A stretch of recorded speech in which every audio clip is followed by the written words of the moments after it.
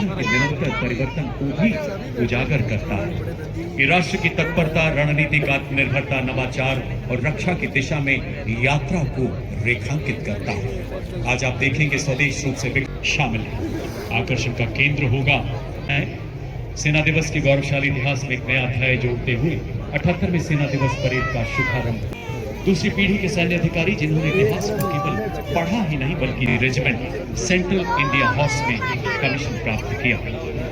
Young officer course में आपने श्रेष्ठ प्रदर्शन के लिए आर्मी और कॉलेज मऊ में प्रशिक्षण के अलावा आपने स्ट्राइक कोर के अंतर्गत एक आर्मर्ड रेजिमेंट तथा आर्मर्ड ब्रिगेड पश्चिम में अनेक चुनौतीपूर्ण सेवाएं दी हैं। आप 1 जनवरी 2025 से 61 सभी शान हो गए, करोड़ों भारतवासियों का अभिमान हो गए, शौर्य जीत गौरव की पहचान हो गए, भारतीय सेना की आन बान और शान हो गए। देवियों सज्जनों, आज की परेड में आप देखेंगे किस प्रकार कॉम्बैट कॉलम हमारी सेना के विजय का मार्ग शस्त्र देता है। हर तरीके के देश के लिए तैयार एक कॉलम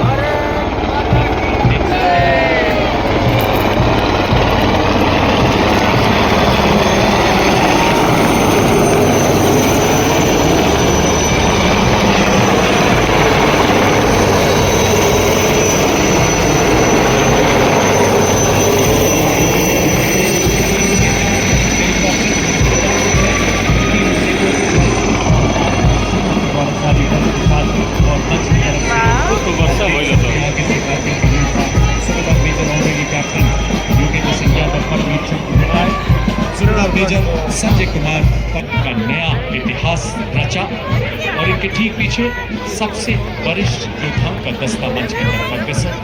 इसमें शामिल है ब्रिगेडियर विजय कुमार बेरी, महावीर चक्र सेवानिवृत्त, ब्रिगेडियर आरपी सिंह कीर्ति चक्र सेवानिवृत्त और साथ हैं हवलदार दीपेंद्र कुमार महावीर चक्र सेवानिवृत्त, सबसे वरिष्ठ वीर का पुरस्कार विजेता, जिनकी जीवन यात्रा राष्ट्र सर्वोपरि के संकल्प की अटल अखंड गाथा है, जिनका जीवन हम सबके लिए एक प्रेरणा है और आज भी वो देश के निर्माण में किसी न किसी रूप में अनवरत जुड़े। और अब मंच की तरफ अग्रसर ऑपरेशन सिंदूर में देश का नाम रोशन करने वाले 3 योद्धा जिन्हें वीर चक्र से सम्मानित किया गया। हर देशवासी की रगों में दौड़ का संकल्प था ऑपरेशन सिंदूर। इस दस्ते में शामिल है कर्नल कुशांक लांबा वीर चक्र, लेफ्टिनेंट कर्नल सुशील बिस्ट वीर चक्र, नायब सूबेदार सतीश कुमार वीर चक्र। हमारे यहाँ शौर्य शोर नहीं करता बल्कि मौन में पलता है। Ladies and gentlemen, marking a moment of special significance, playing the tunes of Rathora Chandra.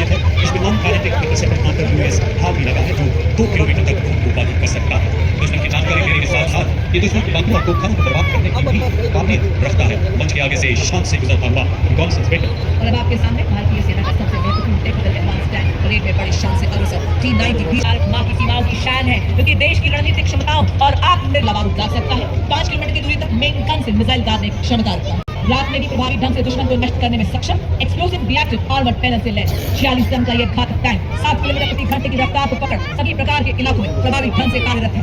याद ये पहाड़ मार खिलाएगा। Coming up next is the infantry combat vehicle BMP-2 Sarang, which is capable of operating effectively in all battlefield terrains of desert, mountainous regions and high altitudes that can carry 10 fully equipped soldiers, led by Lieutenant Gurmili Gyanendra Kumar of 8 mechanized in 360-degree sight for panoramic view, along with a laser rangefinder and loitering munition system, also known as CAM. It is a high-mobility combat vehicle with potent armament up to a distance of 4 kilometers at night. Being an all-weather amphibious combat vehicle, PMP-2 is battle-ready for full spectrum of challenges and conflicts. This is the reason it is considered the backbone of the Indian Army's mechanized. और अब आपके सामने इस्लामी मंच की ओर बढ़ता हुआ भारत की सामरिक शक्ति का प्रतीक नाम मिसाइल सिस्टम नेतृत्व सफल मेकनाइज्ड इन्फेंट्री के कैप्टन अंकित कुमार के हाथों में नाम एक टैंक विध्वंसक भारतीय नवाचार की व्हीकल शामिल है जिसमें क्रू लेस पायलट है जो कि 6 नाव एंटी टैंक गाइडेड मिसाइल्स को फायर करने में सक्षम टैंडम वॉर है knocker before Captain Diresh Kapalli. It is effective against aerial targets up to 2,500 meters and ground targets up to 2,000 meters. Its rate of fire is holding country's honor. मंगीरा के साथ K9 दो medium regiment के lieutenant Raghavendra आजाद द्वारा हमारे सभी दस्तों को लंबी दूरी तक fire support propelled gun system जो मारुस्थल में 66 किलोमीटर प्रति घंटे की रफ्तार से दौड़ सकता है। इसमें 155 मिलीमीटर के सामने आ रहे हैं इन्फेंट्री के दस्ते जिन्हें क्वीन ऑफ बैटल भी कहा जाता है। इसके साथ सर्वप्रथम आप देख सकते हैं नफ सेरेन टैक्टिकल कॉलर जिसका नेतृत्व 29 पैरा एसएफ के हवलदार सत्यपाल सिंह के हाथों में यह एक और 2 रैक्स का पेलोड रखा जाता है। सेना में इसका उपयोग मुख्य रूप से पेट्रोलिंग, रेकी, कैजुअलिटी इवैक्यूएशन और उप अभियानों के लिए किया जाता है। इस श्रेणी में इसी के साथ आप देख सकते हैं all terrain vehicle Ajay Ketu जिसका नेतृत्व 3 पैरा रेजिमेंट के हवलदार गुलाम महबूब के हाथों में। इसका उपयोग सेना में तेज तैनाती, पेट्रोलिंग, रेकी, पहाड़ी इलाकों, उबड़-खाबड़ इलाकों, बर्फीले इलाकों, कीचड़, रेत के टीलों आदि सभी तरह के इलाकों में तेजी से तैनात किया जा सकता है। अगला वाहन स्पेशलिस्ट मोबिलिटी व्हीकल नेतृत्व द्वितीय प्रभाग राइफल्स के नायब सूबेदार सुशीलता वाला ऐसा वाहन है जो कमान से लेकर तपते रेत में निभाता है स्पेशलिस्ट मोबिलिटी व्हीकल 40 किलोमीटर की अधिकतम स्पीड 1200 किलोमीटर में आई बाढ़ के दौरान पंजाब कार्यों में एसएमबी ने महत्वपूर्ण भूमिका अदा की थी। Coming up next is the anti-mine and bulletproof, the quick reaction fighting vehicle heavy and medium. QRFE heavy is led by Naik Subedar Ajay Kumar of Dogra Scout and QRFE medium is led by Havaldar Ram Niwas Gujjar of 3 Mahar Regiment. These vehicles have full armor protection with a 360-degree turret on which 7.62 mm medium machine gun is installed and is capable of carrying 10 armed soldiers. जहाँ से society 3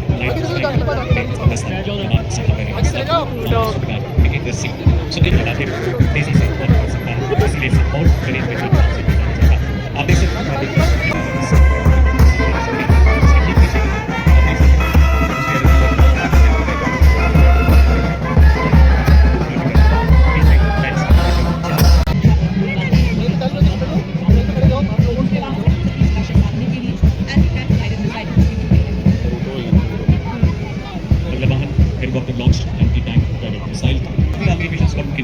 इसके sided missile Bharat के शस्त्रागार का एक ऐसा हथियार जो हमारे यहाँ रहा और इसके पीछे मेगा वाहन paper based infantry motor system पैदल सेना बंदूकखाना कहा जाने वाला 81 मिलीमीटर मोटर एक बहुत ही हथियार मंच है जो सटीकता के साथ प्रहार कर सकता है और 8.2 किलोमीटर तेज। और अब आपके सामने रेकी टैक्टिकल व्हीकल का दस्ता ये उबड़-खाबड़ वाले इलाके में आसानी से पहुंच सकता है। भारतीय सेना के लिए रेकी स्काउटिंग हेलीकॉप्टर सामग्री तेजी से आवाजाही करने भी है शुरू सीमा पर ये बेबी तेरा गर्मी सर्दी सहते भारत की धरती के ये है मुख पीर बड़े शान सलामी मंच के सामने गुजरते हुए। As the combined military bands of the Corps of EME and the Bengal Engineer Group marches forward, every note they play becomes a salute to the soul of the nation, playing the timeless melody of Sare Jahan Se Acha Hindustan Hamara. The band is led by Naik Subedar M. Shankridat of EME and is assisted by Naik Subedar Pradeep Singh Rawat of Bengal Engineer Group. Divyansh सज्जनों आत्मनिर्भर भारत के तहत स्वदेशी विकास से सामने अब है combat support weapon system. इस श्रेणी में सर्वप्रथम आपके सामने Zu 23 mm twin barrel gun जो कि एंटी एयरक्राफ्ट गन है। इस गन को लो लेवल फ्लाई करने वाले एयर टारगेट को एंगेज करने के लिए डिजाइन किया गया है। नेतृत्व 50 लाइट एडी रेजिमेंट के नायब सूबेदार बी राजेश कुमार के हाथों में लड़ाई के दौरान वल्नरेबल एरिया को दुश्मन के एयर अटैक से बचाने के लिए इस गन का इस्तेमाल किया जाता है। ये एक light weight, simple to operate, highly mobile, high rate of fire करने वाली एंटी एयरक्राफ्ट गन है। Zu 23 के पीछे इसी श्रेणी का वेपन सिस्टम L70 नेतृत्व द्वारा टो किया जा रहा है। ये weapon system army air defence के मुख्य आधारशिला बन रहा है और अनेकों अभियानों में अपनी उपयोगिता निरंतर सिद्ध कर रहा है। इस वेपन सिस्टम का इस्तेमाल ऑपरेशन सिंदूर के दौरान भी किया गया। अगला वेपन सिस्टम सानी मंच की ओर आगे से होता हुआ M777 अल्ट्रा लाइट हाउवित्जर की अत्यंत सटीकता से 155 राउंड फायर करती है जिसे द्वारा वंदे मातरम की धुन में गूंजे आर्टिलरी का बेजोड़ साथी विजय का ये संदेश सुनाता। इसमें बस्ता सेना का संकल्प अटल अल्ट्रा लाइट हाउवित्जर है हर चुनौती में राष्ट्र रक्षा का मंत्र प्रबल बड़े ही शान सानी मंच के सामने से गुजरता है। धनुष उठा प्रहार कर दुश्मनों के पार। अगला दस्ता धनुष वेपन सिस्टम का नेतृत्व 871 मिलियन रेजिमेंट के कैप्टन पीयूष पांडे द्वारा। देवी सर्जन धनुष एक स्वदेशी बोफोर्स गन है जो आत्मनिर्भर भारत का प्रतिनिधित्व करता है। अधिकतम रेंज 38 किलोमीटर, मारक क्षमता 15 सेकंड में समाप्त। उन्नत नेविगेशन नारी दिन रात ऑटोमेटिक टारगेटिंग के साथ शूट एंड स्कूप तकनीक से वक्त बंद सैन्य ठिकानों और किलेबंद रक्षा व्यवस्था को विनाश कर दुश्मन के इलाके में हाहाकार मचाने में सक्षम है। अब आपके सामने 343 फील्ड रेजिमेंट के लेफ्टिनेंट कर्नल श्याम सिंह कपूर के बयान के अनुरूप 155 advance group artillery gun system. इसकी लंबी मारक क्षमता 40 किलोमीटर। ये 1 मिनट में फर्स्ट मोड में 5 राउंड फायर कर सकती है। ये हर तरह के इलाके में संचालन के लिए गतिशील है और शूट एंड शूट तकनीक से लैस है। ये अत्याधुनिक प्रणाली और इलेक्ट्रिक ड्राइव एकीकृत फायर कंट्रोल सिस्टम तथा स्वचालित गोला बारूद हैंडलिंग प्रणाली जैसी उन्नत विशेषताओं से युक्त है। अमोघ भारतीय सेना की तोपखाना मारक क्षमता, सटीकता और युद्ध प्रभावशीलता कई गुना बढ़ाने में सक्षम।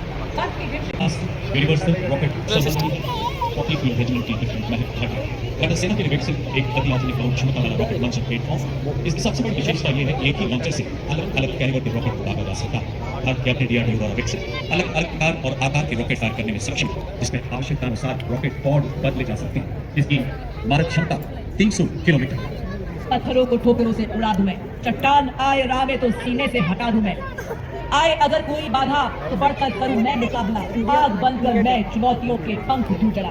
मैं हूं मॉड्यूलर ब्रिज, इसकी कुल निर्माण क्षमता 46 मीटर। आज की परेड में 115 engineer regiment major Shafiq Bhatt द्वारा नेतृत्व। इसे डीआरडीओ द्वारा डिजाइन किया गया है। अत्यधिक बहुमुखी और मजबूत मॉड्यूलर पुल का शामिल होना भारतीय सेना की कुल निर्माण क्षमताओं को बढ़ाने की दिशा में एक महत्वपूर्ण कदम है, क्योंकि इसे बहुत कम समय में तैनात किया जा सकता है और आसानी से वापस भी लिया जा सकता है। ये उपकरण बाधाओं को पार करने और हमारे इंजीनियर्स की कुल निर्माण क्षमता को बढ़ाने में मदद करता है, क्योंकि ये एक बार एक वाहन पर लगा है, इसलिए ये अत्यंत प्रभावशाली है और हमारे साथ तालमेल बनाए रख सकता है। मॉड्यूलर ब्रिज का शामिल होना उपकरण डिजाइन और विकास में भारत की दक्षता को दर्शाता है और आत्मनिर्भर भारत के निर्माण के उद्देश्य को उजागर करता है। साथ ही रक्षा विनिर्माण में भारत के बढ़ते महत्व को भी प्रदर्शित करता है। दुर्गम क्षेत्रों तक सुरक्षित संचार प्रदान करने के लिए भारतीय सेना ने सरलतापूर्वक परिवहन योग्य एवं शीघ्र तैनात किए जाने योग्य सैटकॉम वाहनों को अपने बेड़े में शामिल किया है। सलामी मंच की ओर अग्रसर होती हुई वाहन आधारित सैटेलाइट संचार प्रणाली का नेतृत्व 33 आर्मर्ड जेट सिग्नल रेजिमेंट के नायक सूबेदार राजेश कुमार कर रहे हैं। भारत की अटूट सैनिक परंपरा, सैनिकों के पीछे का दक्षता का प्रमाण और अब युद्ध का अनावरण। आगे बढ़ता हुआ दस्ता शक्तिवान और दिव्यास्त्र सैटेलाइट कम्युनिकेशन के बाद अभी 2 डिजाइन किया गया है, जो नई पीढ़ी के मानव हथियारबंद हाई मोबिलिटी व्हीकल पर स्थापित की गई। मिलियन रेजिमेंट के कैप्टन नमन शर्मा का इस वाहन में storm drones, mini harpy, arrow तथा पीस कीपर जैसे उन्नत ड्रोन लगाए गए हैं। आधुनिक युग के लिए ड्रोन सिपाही दुश्मन के इलाके में घुसकर हर गतिविधि पर पैनी नजर रखते हैं और अपने लक्ष्य को चिन्हित कर प्रबल प्रहार द्वारा उसे ध्वस्त करने का मानहाथी रखते हैं। इसके पीछे दूसरा बेहद वाहन दिव्यास्त्र, जिसमें जोट, मिनी मॉड्यूल, सीरो सैटेलाइट सिस्टम, स्काई स्ट्राइकर जैसे उन्नत ड्रोन्स लगाए गए। नेतृत्व 161 मिलियन रेजिमेंट के सूबेदार किरण गोविंद।